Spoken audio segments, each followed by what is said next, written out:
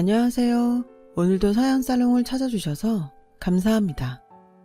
지금은 30대 중반 여성입니다. 저의 어린 시절은 넘치지도 모자라지도 않은 평범한 집안의 외동딸이었어요. 어머니는 평범한 가정주부였고 아버지는 작은 사업을 경영하는 사업가였어요. 비록 규모 있고 잘 나가는 사업체까지는 아니었지만 적어도 가족의 생계에 큰 어려움은 없을 정도 되는 회사였죠. 그러던 어느 날, 제가 딱 대학교 2학년에 재학 중이던 21살 시절, 아버지의 사업이 부도를 맞게 되면서 저희 가족에게 파산 위기가 닥쳐왔어요. 저와 친정 어머니는 가족의 파산만큼은 어떻게든 막아내기 위해 직업전선에 뛰어들었죠.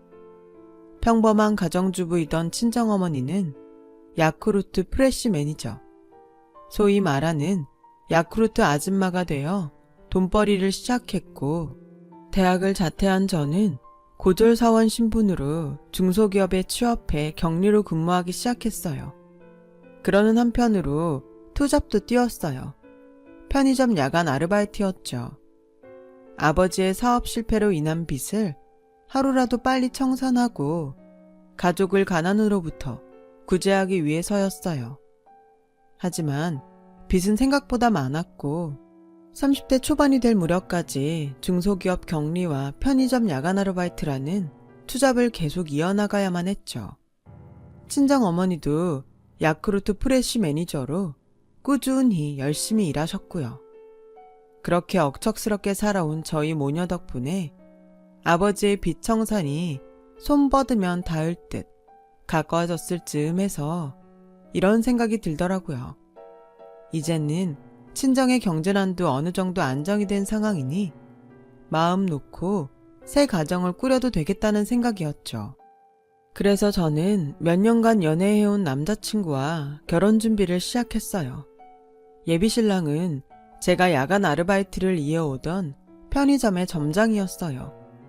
예비신랑도 성실하고 저 또한 성실하니 지금처럼 둘이 함께 열심히 벌어서 살면 결혼 후 태어날 자식에게 가난의 그림자를 물려주지 않을 수 있겠구나 싶었죠. 문제는 저와 예비신랑이 근무하는 편의점 사장인 예비시모였어요. 예비시모는 매출이 무척이나 잘 나오기로 유명한 알짜배기 편의점 3개를 운영하는 깨부자였어요.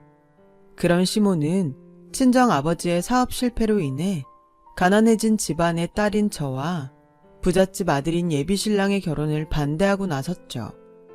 특히나 저희 결혼 스펙이 대단히 마음에 들지 않는다는 속마음을 노골적으로 표현하고는 했어요. 어땠냐면요. 듣자니 대학교 2학년을 다니다 말고 중퇴했다면서? 네, 어머님. 딱 대학교 2학년 때 친정아버지의 사업이 부도가 나는 바람에 저랑 친정어머니랑 둘이서 가족의 생계를 짊어져야만 했었거든요. 구구절절 사연 말고 결과만 얘기하자꾸나, 결과만. 그래서 따지자면 넌 기껏 고졸밖에 안 된다는 소리잖니? 그렇지? 굳이 따지자면야 그런 셈이지만 누구보다 열심히 그리고 성실하게 살아왔다고 자부합니다. 왜 자꾸 딴소리를 하고 앉았니? 결과만 따지자고, 결과만. 어떤 삶을 살아왔느냐가 중요한 게 아니야. 지금 네가 어떤 결혼 스펙을 가지고 있느냐가 중요한 거지. 결혼 스펙이요? 그런 말은 처음 들어보는데요. 쉽게 생각해. 시집도 취업과 마찬가지다 생각하면 이해가 빠를 거다. 왜? 취업할 때 학력은 어떤지, 무슨 자격증을 가졌고 부모님은 또 어떤 직업에 종사하는지를 꼬치꼬치 따지잖니? 결혼도 취업이나 마찬가지예요. 난 사람 인성 뭐 그딴 거 중요하게 안 본다. 그저 우리 아들이랑 얼마나 잘 맞는 여자인가 하는 일종의 스펙, 따지자면 신분을 중시해. 아, 네. 무슨 얘긴지는 이해했지만 그래도 좀 당황스럽네요. 드라마에서나 보던 이야기라서요. 무슨, 오히려 내가 더 당황스럽지. 우리 아들은 명문대까지는 아니더라도 나름 알아주는 국립대학교 버젓이 졸업했어. 그것도 4년제. 근데 넌 고졸이잖니? 그런 두 사람이 신분이 맞다고 봐? 또 야쿠르트 아줌마인 너의 모친이 부잣집 사모님이 나와 사돈이 될 만한 신분이라고 봐? 누가 그렇게 봐준다디? 그래도요, 어머님. 저희 친정엄마는 가족을 위해서 누구보다 열심히 사셨어요. 저도 하늘을 우러러 한 점 부끄럼 없이 최선을 다해서 살아왔고요. 듣기 싫다. 애초에 그 호칭부터가 불편하기 짝이 없구나. 결혼을 허락할 생각도 없는 사람한테 어머님이 뭐니 어머님이. 그럼 뭐라고 불러야 할까요? 사장님. 그래, 사장님이 좋겠다. 네? 결혼 허락은 꿈도 꾸지 말라는 뜻으로 사장님. 오케이? 이해했으면 가서 일이나 해. 요즘 젊은 놈의 알바생들은 어쩜 그렇게 하나같이 책임의식들이 없는지. 너랑 내가 이러고 있는 사이에 내 편의점은 또 엉망이 되어가고 있어. 알아? 매번 이런 식이었어요. 결혼을 반대하는 예비시모는 고졸이라는 저의 학력을 트집잡고 겉도 모자라서 요크루트 아줌마라는 친정 어머니의 직업까지도 무시해대기 일쑤였죠. 그러더니 결혼 얘기가 나온 직후부터 저에게 편의점 알바 월급을 한 푼도 주지 않기 시작했어요. 결혼을 반대한답시고 어머님이라고도 부르지 못하게 하면서도 예비시모 본인의 편의점을 가족 같은 직장이라며 자칭했고 그놈의 가족 같은 직장이라는 명분 아래 저를 공짜로 부려먹으려 들었어요. 그런 예비시모의 앞뒤가 맞지 않는 행동은 갈수록 심해지더군요. 저에게 직장 근무 시간에 조퇴까지 해가면서 편의점 알바 땜빵을 서놓으라고 강요하지를 않나. 업무의 연장선이라는 핑계로 예비시댁에 자잘한 집안일과 잡일들까지 모조리 저한테 떠넘기지를 않나. 갑질과 횡포가 이만저만이 아니었죠. 그 모든 순간을 저에게 가족이라는 명분과 잣대를 들이밀며 부려먹으려 들면서도 여전히 결혼 반대 입장은 달라지지 않았어요. 제 입장에서는 당연히 매 순간이 당황스럽고 혼란스러웠을 수밖에요. 가족으로 절대 받아들여주지 않겠다면서도 일 시키고 월급 안 줄 때에만 콕 찍어서 가족을 강조해대는 사람이 어쩌면 이렇게 양면적일 수 있을까 싶더라고요. 물론 그렇다고 해서 제가 고분고분 생각 없이 당하고만 있었던 건 당연히 아니죠. 20 초반부터 겪어온 사회생활과 경험이 얼만데요. 그 수첩은 뭐니? 업무일지예요, 어머님. 왜 자꾸 어머님이래? 사장님이라니까, 사장님. 네, 그래요. 아직 결혼 허락받은 사이도 아니니까 사장님이라고 부를게요. 만족하시겠어요? 만족하고 말 것이 뭐 있어. 당연한 노릇을. 됐고, 무슨 업무일지에 숫자가 그렇게 많니? 무슨 금전출납 장부같이 생겼다 얘. 장부 쓰는 솜씨도 제법이고. 21살이던 시절부터 지금까지 격리료만 10년 근무했어요. 이 정도 솜씨는 당연하죠. 내가 늘 말하잖니? 결론만 얘기하라고. 결론만. 이게 무슨 장부인지. 결혼 얘기 나온 직후부터 받지 못한 편의점 야간 알바 월급 장부예요. 자잘하게 시키셨던 집안일이랑 잡일들까지 근무 시간에 포함시킨 급여 장부이기도 하고요. 너 보기보다 위험한 애구나. 네? 이러니 내가 결혼을 반대 안 하고 백이겠니? 결혼도 전부터 시댁 말아먹을 생각부터 하고 있는데. 시댁 말아먹을 생각이라뇨. 이건 그냥 제가 열심히 일한 결과로 당연히 받아야 하는 급여 내역일 뿐이잖아요. 가족 같은 직장이라고 했잖아. 가족끼리 잣일 좀 도왔기로소니 그걸 따박따박 돈으로 받아가야 꼭 직성이 풀리겠어. 우리 편의점이 네 부친 회사였다면 꼬박꼬박 월급 챙겨갔겠냐고. 언제는 가족 아니라면서요. 결혼 허락한 사이도 아니라면서요. 그래서 어머님이라고는 부르지도 못하게 하면서 가족 같은 직장은 뭐고 가족끼리 잣일 좀 도왔다는 건 대체 무슨 소린가요? 가타부타 시끄럽고 내일 중으로 우리 집으로 와서 창틀 좀 닦아놔. 겨우내 먼지가 아주 많이 쌓여 있으니. 그랬어요. 저는 결혼 얘기가 나온 직후부터 단 한 푼도 지급받지 못했던 편의점 야간 아르바이트 월급과 예비 시모가 사사건건 불러다 시켰던 잡일들에 대한 미지급 급여 내역까지를 꼬박꼬박 정리해두고 있었어요. 저 10년차 격리였다고요. 10원 한 장 빠져있지 않을 만큼 아주 꼼꼼하게 잘 정리된 장부였어요. 그럼에도 예비 시모는 저를 계속 공짜로 부려먹으려 들면서도 꾸준하게 결혼 반대를 고수해 왔을 뿐이었죠. 그러던 어느 화창한 여름날이었어요. 결혼은 한사코 반대하면서도 월급 떼먹고 사사건건 부려먹을 때에만 가족 같은 분위기를 강조해 왔던 이중적인 예비시모가 결국 사달을 내더라고요. 사건은 예비시모가 자신의 집 주차장으로 다짜고짜 저를 끌고 가면서부터 시작되었어요. 그 주차장에는 예비시모가 본인 몸처럼 끔찍하게 아끼는 고급 외제차 한 대가 떡하니 주차되어 있었어요. 자동차에 별 관심이 없던 제가 보기에도 값게나 나가겠다 싶은 외제차였죠. 나중에 알고 보니까 시모의 고급 외제차가 바로 그 유명한 벤츠더라고요. 암튼 예비시모는 영분도 모른 채로 끌려온 저에게 대뜸 벤츠에 세차를 시키는 거예요. 워낙 비싸고 귀한 차라서 반드시 고급 세차 용품으로 손세차를 해야 한다나 뭐라나. 웃긴 건 그 고급 세차 용품을 제 돈으로 사다가 세차를 해놓으라고 강요했다는 거죠. 시모의 횡포는 거기서 그치지 않았어요. 황당해하는 저에게 아주 자랑스럽게 한다는 말이 글쎄, 너네 집엔 벤츠 없지? 난 이런 거 두어 대 더 뽑을 수 있는데? 이건 뭐 무슨 산업화 시대 부잣집 7살 딸내미가 동네 가난한 친구한테 집에 TV 있다는 거 자랑하는 꼬라지도 아니고. 지금 세상이 어느 시대인데 참. 진심으로 우습더라고요. 그냥 막 웃음이 나왔어요. 한참을 웃은 뒤에야 정신을 차린 저는 당연히 세차를 거부했어요.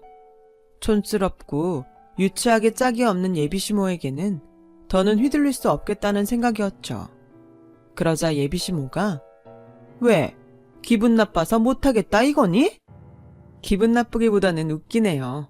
나이를 얼마나 허투루 먹었으면 요즘 초딩들도 안 할 법한 우리 집엔 이거 있다, 넌 없지? 이런 식의 자랑을 입 밖으로 내놓을 수 있는 건지 그게 너무 웃기고 촌스럽고 유치해서요. 그러니까 네 결론은 기분 나쁘다는 거잖아. 불우이웃 취급받는 것 같아서. 그치? 뭐라고요? 못 들었니? 불우이웃. 잘 사는 우리가 몇천 원씩 성금 내면 좋다고 받아다가 겨우 입에 풀칠이라 하는 불우이웃. 저기 있잖아요. 이쯤 되면 진짜 걱정돼서 묻는 건데요. 혹시 마음 어디가 많이 아프세요? 아니면 무슨 자격지심이라도 있는 건가요? 가난한 사람들한테 맞고 살았다던가 하는? 내가 가난뱅이들한테? 나 돈 많은 알부자인데? 이래봬도 내 편의점이 우리 지역 매출 탑급. 아, 네, 그러세요. 돈 많은 알부자에 편의점 매상도 쏠쏠해요. 그런데 그럼 뭐 하나요? 사람이 양심이 없는데? 대바라지기는 꼴랑 가난한 고졸 주제에 어디 감히 부잣집 선무님을 가르치려 들어. 신분의 차이라는 것도 모르고 말이야. 신분의 차이요? 무슨 신분의 차이요? 대한민국 민주국가 아니었던가요? 만인이 평등한? 돈 앞에 사람이 어떻게 평등해? 너 지금 비웃니? 감히 날 비웃었다 이거지? 그래, 이참에 너랑 나의 신분 차이를 아주 똑똑하게 알려주마. 그렇게 소리친 예비시모는 보란듯이 저에게 돈봉투 하나를 내밀었어요. 불우이웃 취급받기 싫으면 이 돈 받고 영원히 사라지든가 아니면 나 죽었소 고개 숙이며 얌전히 세차나 해놓던가 하면서요. 얼떨결에 그 돈봉투를 받아든 저는 또 웃음이 터지고야 말았어요. 부자 유세를 제대로 떨고 싶었으면 어디 드라마에서 본 것처럼 거액이나 떡하니 던져가면서 떨던가. 그날 예비시모가 저에게 건넨 돈봉투는 에이, 난 또 무슨 드라마 속 사모님들처럼 거액이나 떡하니 던지면서 유세를 떠는 줄 알았지. 이건 제가 당연히 받아야 하는 급여잖아요. 그동안 못 받은 편의점 야간 알바 급여랑 이래저래 시켰던 잡일들에 대한 급여요.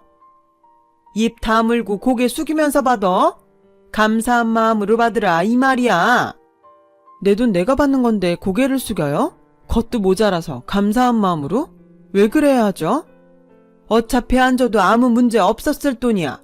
평생 안 주고 입 싹 다 끓여다가 너 하는 짓거리가 하도 오만방자하길래 교육 차원에서 주는 것이니 당연히 고개 숙이고 감사해야지. 저기요, 마음은 아파도 말은 똑바로 해야죠. 순서가 바뀌었잖아요. 그쪽이 나한테 고맙고 감사한 마음으로 지급해야 하는 돈이라고요. 내 쪽에서 고맙고 감사하게 받을 돈이 아니라 내가 피 같은 내 돈 넘겨주면서 고맙기까지 해야 한다던? 당신은 당신 편의점 매출이 공짜로 잘 나온다고만 생각하죠? 난 아닌데. 적어도 보편적이고 올바른 사고방식을 가진 사람이라면 당연히 아니라고 생각하는 게 정상인데. 왜? 나랑 다른 알바생들이 편의점에 애정 갖고 열심히 관리 안 했다면 하루 사이에도 뚝뚝 떨어져 나가는 게 매출이니까. 웃기시네. 그래 봤자 꼴랑 허드렛 일이라는 하찮은 알바생 주제들이 월급이랍시고 과분한 돈이나 따박따박 내놓으라고 어깃장이나 부릴 뿐이지. 네, 뭐 당신은 개가천선의 여지조차 없어 보이네요. 암튼 이 돈은 내가 당연히 받아가야 하는 내 급여이니 당연히 받아가죠. 그쪽이 열심히 해준 나한테 고마워하거나 말거나 알게 뭐래? 이제는 남남인데. 야! 뭐여? 너 그거 지금 파혼하겠다는 뜻이야 뭐야? 그걸 꼭 말로 해야 알아들어요? 정신수중만 9살인 줄 알았더니 지적 능력까지도 9살인 모양이죠? 그렇다면 꼭 말로 해드립죠. 이 시간부로 파혼합니다. 보자 하니까 정말 어느 나라 법도가 그렇다디? 세상 돈 최고고 돈 많은 사람이 가난한 쪽에다 대고 고개 숙이는 법은 없어 이거사. 파혼을 놔도 내가 먼저 놔. 네, 마음대로 생각하던가요. 난 더 이상은 그쪽이랑 엮이고 싶은 마음 눈꼽만큼도 없고 그쪽이 먼저 선언하든 파혼이라는 결과는 달라지지 않을 테니까. 그쪽이 그렇게 좋아하는 결론 말이야. 그날 저는 시모가 건넸던 돈 봉투를 받으며 돌아섰어요. 당연히 받아야 하는 저의 급여인 만큼 당당하게요. 그와 동시에 저는 파혼했어요. 예비신랑을 사랑하지만 그렇다고 해서 이렇게 무시당하는 결혼을 감행하고 평생 고통받으면서 살 자신이 도저히 없었거든요. 불행한 결혼은 저를 낳고 사랑으로 키워준 친정 부모님의 가슴에 대못을 박는 일이라는 생각도 들었고요.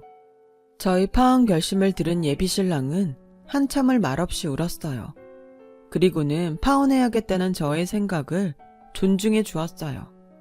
예비시모를 향한 분노를 동시에 품은 채로요. 파혼을 맞이한 저는 곧장 두 번째 삶을 위한 선택의 기로와 마주섰어요. 제가 파혼을 맞이했던 때는 마침 친정아버지의 빚을 모두 청산했던 상황이었거든요. 이제는 나의 삶을 되찾아야겠다 싶었던 저는 10년간 격리로 일해왔던 직장에 사직서를 냈어요. 예비시모의 편의점 야간 알바는 파혼을 선언하면서 이미 그만둔 상태였고요. 그렇게 저희 앞에는 두 가지 길이 놓여 있었어요.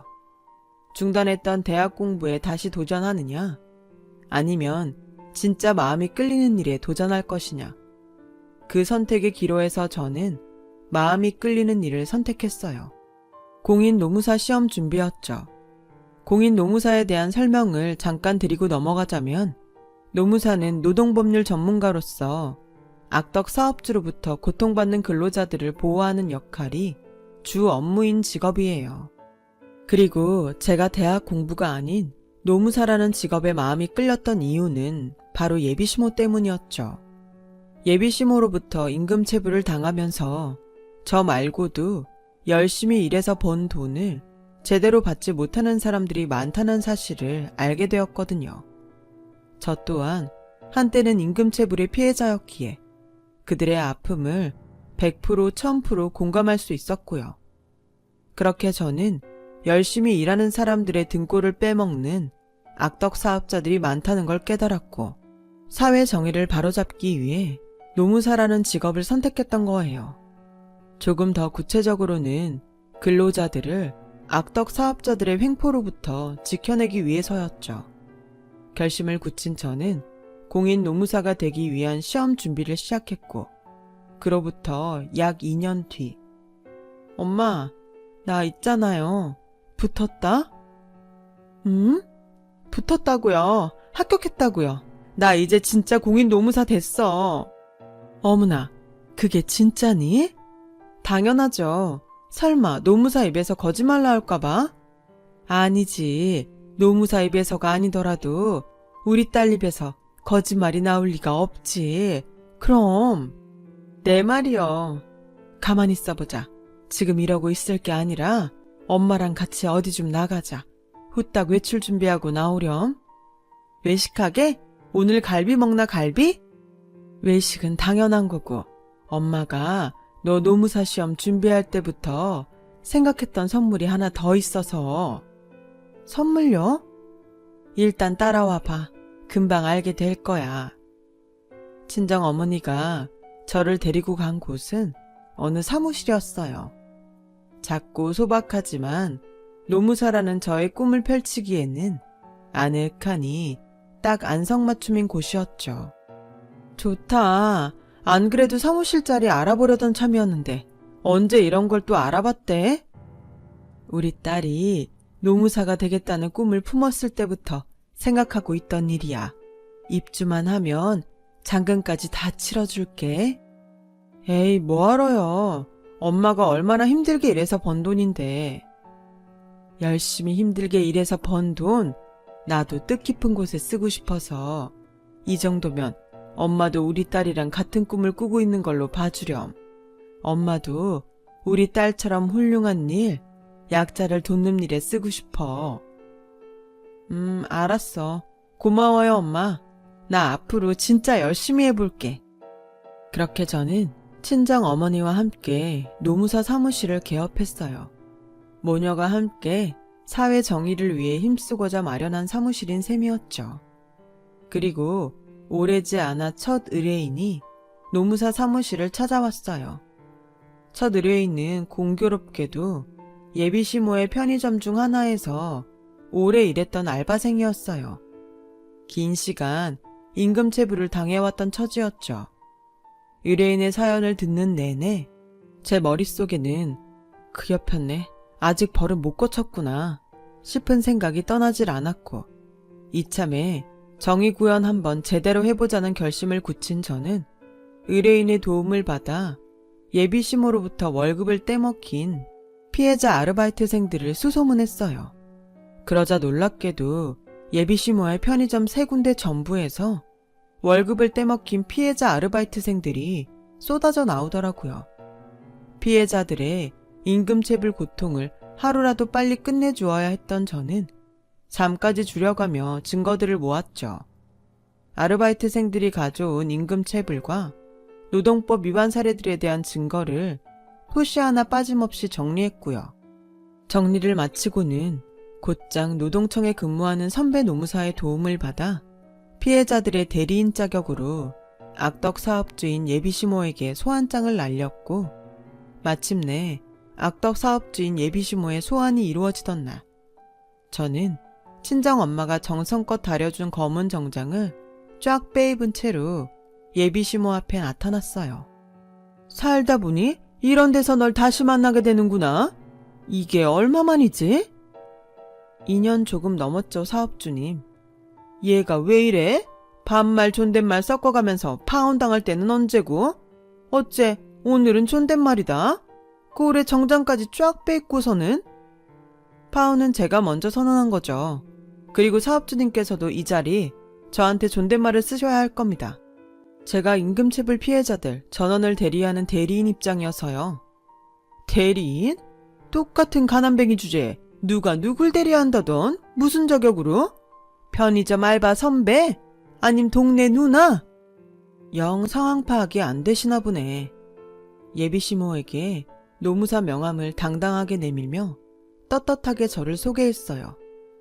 만나 뵙게 되어 유감입니다, 사업주님. 저는 사업주님의 임금체불 피해자들을 대리하는 공인노무사 김나영입니다. 제가 공인노무사가 되었다는 사실을 믿지 못하겠던지 예비시모는 제가 건넨 명함과 저의 얼굴, 그리고 저의 정장 차림새를 몇 번씩이나 번갈아 보고 나서야 나라 잃은 표정을 짓더라고요. 그러거나 말거나 동정을 베풀 생각 따위는 없었죠.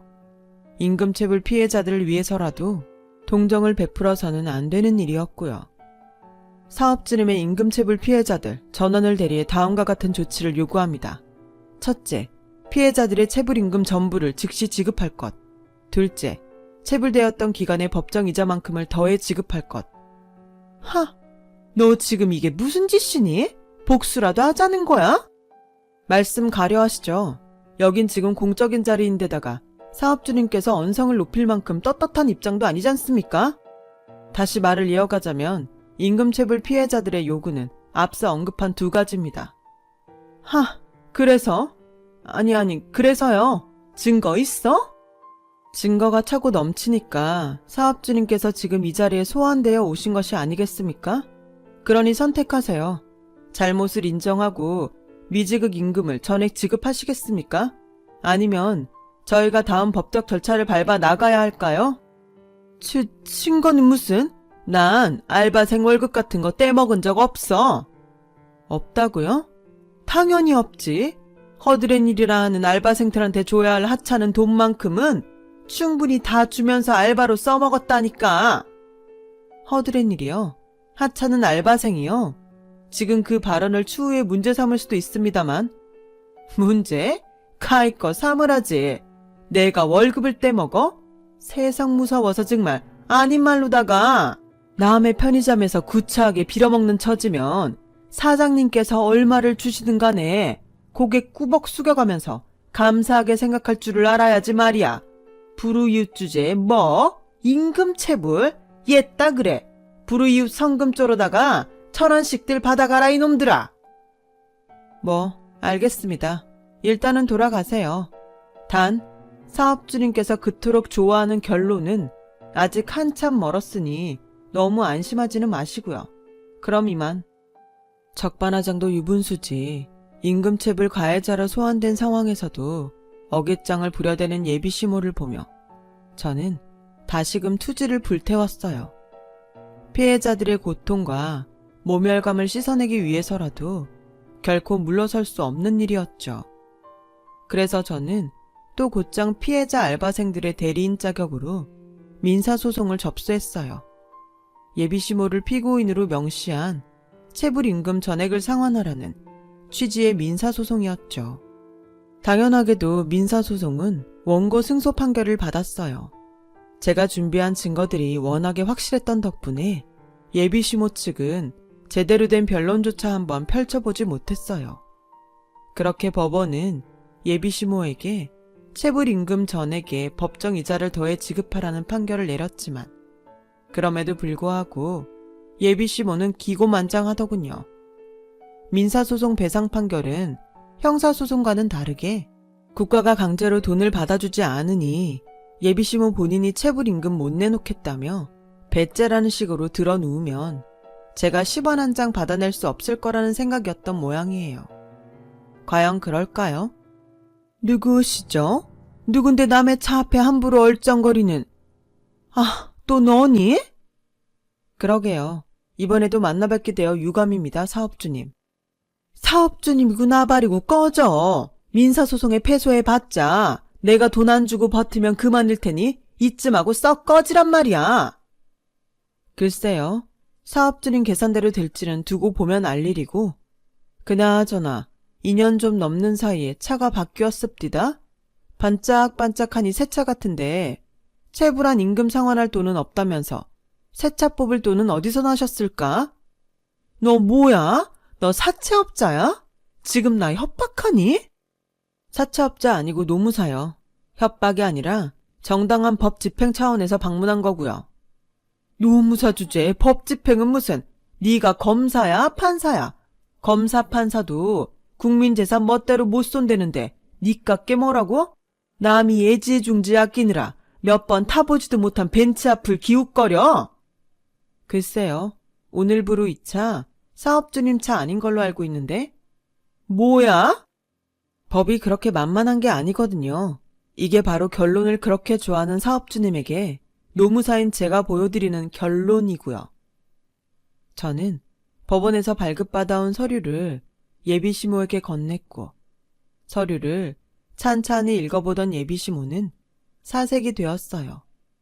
그 서류는 바로 예비시모가 얼마 전 새로 뽑은 뒤 애지중지 아끼느라 몇 번 타보지도 못한 벤츠를 압류하겠다는 압류통지서였죠. 맞아요. 민사소송의 배상 판결은 형사소송과는 다르게 강제성이 없죠. 사업주님께서 돈 없다고 들어 누우면 국가가 억지로 돈을 받아주지는 않는다는 뜻이에요. 말 잘했다. 너 그럼 이거 불법이라는 소리잖아. 노무사라는 게 법을 막 어기고 그럴 수 있어? 사람 말 좀 끝까지 들어요. 법이라는 게 그렇게 만만하고 허술하지가 않다고요. 임금체불을 당한 피해자들은 채권자가 되는 거고 채권자들에게는 피해 금액을 받아낼 수 있는 채권 추심 절차라는 게 있죠. 이에 저는 지금 법정의 판결을 바탕으로 적법한 채권 추심 절차에 따라 사업주님의 외제차를 압류하겠다는 겁니다. 헛소리 짝짝해. 편의점 인근건은 사업장인 편의점과 관련된 일이야. 근데 사업장과 관련도 없는 내 개인 재산까지 채권 추심해도 된다는 법은 대한민국에 없어. 편의점 세 곳 모두 사업주님의 개인 사업자 명의로 되어 있더군요. 저희가 압류하려는 벤츠 또한 사업주님의 개인 사업자 명의로 구매한 차량이고요. 여기서 질문 하나 하죠. 사업자의 임금체불로 인한 채무를 동일 사업자 명의로 되어 있는 외제차, 벤츠를 압류해 청산하겠다는 것이 불법입니까? 위법인가요? 아니죠. 합법이죠. 그러니 현 시간부로 사업주님의 벤츠 차량은 정당한 법적 절차에 따라 압류되었음을 통보합니다. 이성을 잃은 예비시모가 다짜고짜 저의 뺨을 때리려 들었어요. 그때 불쑥 나타난 예비신랑이 저를 감싸주었죠. 예비신랑은 결혼을 망친 것도 모자라서 편의점 직원들에게 아들 체면까지 구겨버린 엄마를 원망하는 말을 쏟아내며 의절을 선언했어요. 그리고 저는 경고니까 잘 들어. 혹시라도 같은 잘못 한 번이라도 되풀이했다가는 언제든 나를 다시 만나게 될 거야. 내 힘 닿는 한 최선을 다해서 정의구현을 지켜줄 작정이거든. 법 위에 돈 없고 돈 위에 사람 없는 법이라는 걸 똑똑히 가르쳐주기 위해서라도. 압류되었던 시모의 외제차는 결국 경매에 넘겨졌어요. 피해 아르바이트생들의 체불 임금과 법정 이자는 경매 대금으로 전액 지급되었고요. 예비시모가 순순히 체불 임금과 법정 이자를 지급했더라면 차 압류가 해지될 수 있는 상황도 있었지만 깨부자 재산을 얼마나 흥청망청 낭비하며 살았는지 당장 거액의 체불 임금과 법정 이자를 상환할 현금이 예비시모에게는 없었던 탓에 부득이하게 진행된 경매였죠. 어쨌거나 피해 아르바이트생들과 노무사인 제 입장에서는 못 받은 돈만 받으면 그만이었으니 해피엔딩이었고요. 예비시모는 지금 파산 위기까지 몰렸다는 풍문이에요. 한때 매출 잘 나오기로 손꼽히던 예비시모의 편의점 3개가 전부 알바생들을 구하지 못해 제대로 돌아가지를 않았다네요. 악덕 사장이 월급도 제대로 안 주고 사람 대접도 제대로 안 해가면서 부려먹기나 하는 소문이 나버린 덕분이라더군요. 한편 저와 예비신랑은 조심스러운 연애를 다시 시작했어요. 예비신랑이 엄마에게 크게 실망했던 탓에 예비시모와의 관계는 완전히 끊어버린 채 저희 커플은 예비시모로 인해 받았던 상처를 조심조심 치유해 나가면서 함께의 미래를 다시금 꿈꿔 나가고 있어요. 저는 공인 노무사 일에도 최선을 다하며 지내고 있죠. 지금까지 그래왔듯 앞으로도 사회 질서와 사회 정의를 위해 힘쓸 예정이랍니다. 저 잘할 수 있겠죠? 제 이야기 들어주셔서 감사해요. 들어주신 분들 모두 억울한 일 없이 좋은 사람들과 좋은 인연 맺으시길 바랍니다. 건강하시고요. 여러분, 사연 댓글에 응원과 현명한 조언 부탁드려요. 좋아요와 구독은 저에게 큰 힘이 됩니다. 오늘도 좋은 일 가득하세요.